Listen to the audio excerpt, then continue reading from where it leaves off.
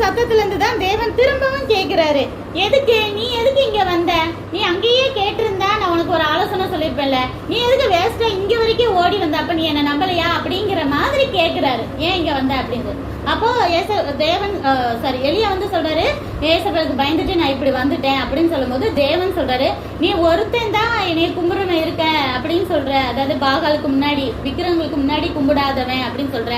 அப்படி இல்லை, நான் வந்துட்டு 7000 பேரை எனக்காக வச்சிருக்கிறேன், அவங்களாம் யாருமே விக்கிரகத்துக்கு முன்னாடியே கும்பிட மாட்டாங்க அப்படின்னு சொல்லிட்டு தேவன் சொல்றாரு, உனக்கு இன்னும் நிறைய வேலை இருக்கு.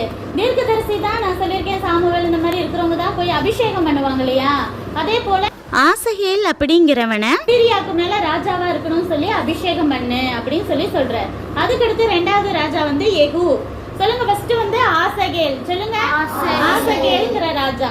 2வது யெகூ வந்து இஸ்ரேல் ராஜா, அவங்கள அபிஷேகம் பண்ணு அப்படின்னு சொல்றாரு. அபிஷேகம். அதுக்கடுத்து வந்து எலிசா வந்து தீர்க்கதரிசியா அபிஷேகம் பண்ணு.